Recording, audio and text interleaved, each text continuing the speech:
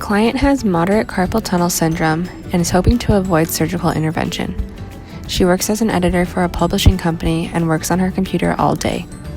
Her physician has ordered an orthosis for her to wear day and night and specifically asked for a design that will allow his client to use her keyboard while wearing the orthosis. For this client, we chose to make a dorsal design to prevent her wrist from compressing the median nerve while she types. We chose dorsal over a volar design because we didn't want the orthosis to interfere with her work and being on the computer. Place the client's hand on a paper towel, making sure the fingers are relaxed in adduction and the thumb is in abduction. Trace the forearm, wrist, hand, and thumb. Redraw the radial and ulnar borders just outside of the original outline up to the wrist on the ulnar side, and then up to the thumb on the radial side. Make a mark on the 5th and 2nd metacarpal joints, as well as at the CMC joint. Connect the outside ulnar line to the mark you made on the 5th metacarpal joint to the mark on the 2nd metacarpal joint to create a curved line. Draw a tab inside of the web space about the size of the thumb.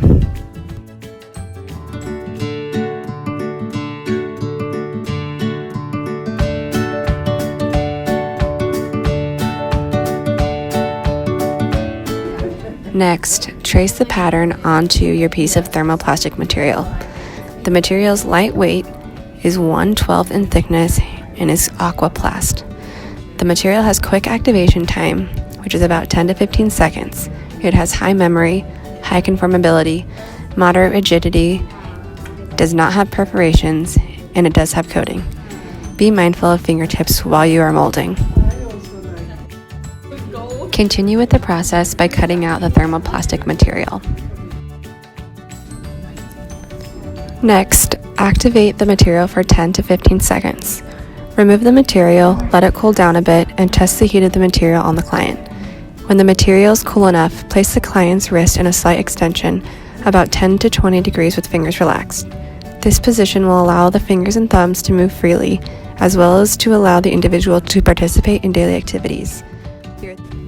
The orthosis should be 2/3 length of the arm so it doesn't move distally when flexing the arm. Place your thumb in the client's palm and grasp the dorsal aspect of their hand in order to maintain their wrist in extension. Use your other hand to continue molding the material around the forearm. Allow the material to cool down before removing the orthosis from the client's arm. Next, flare out the proximal edge and smooth all rough edges of the orthosis.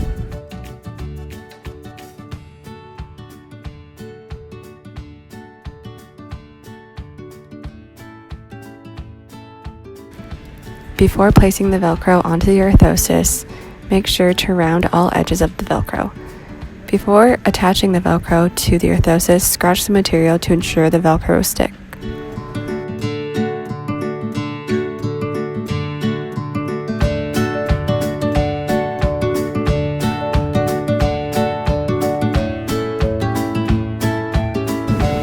Hi Susan. So today we're going to talk about just some of the guidelines for the orthosis. For this orthosis, so first we're going to talk about how you put it on.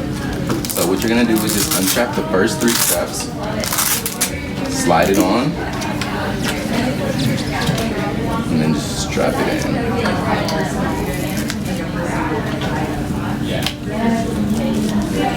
Feel okay? Yeah. Alright, cool. So just to let you know, it doesn't matter like what order you put the straps on, as long as they're pretty firm so they're comfortable on the other side of your arm, okay? And then to take it off, you just do the opposite. You take the straps off. Cool? Yes. So what I want you to do is, could you show me and explain to me how you would put it on while the straps are on? So I take them off. Doesn't matter which order. And I slide it on. And then put the straps all on. So they're lined up and tight. Cool, good job. So now next, we're going to talk about wearing schedule. So for wearing schedule, starting out, just because of the carpal tunnel that you have and the symptoms that you've been showing, we want you to start out wearing this orthosis for 24 hours a day, and that's at all times, except for hygiene-related activities. So for example, showering, washing your hands, you're able to take it off. for hygiene for the orthosis, you're able to wipe it down with a washcloth, so you can just get it wet and wring it out and just wipe it down, or you could use like a disinfectant wipe to wipe down your orthosis. Some of the tips that I would give you is not to leave this in the car. Being in Arizona, it gets super hot, so due to the orthosis material, it can melt. And if you do have any dogs or animals, just be careful where you place the orthosis, because this can make for a very good chew toy. Okay? Do you have any other questions? No, not at the moment that I can think of. Okay.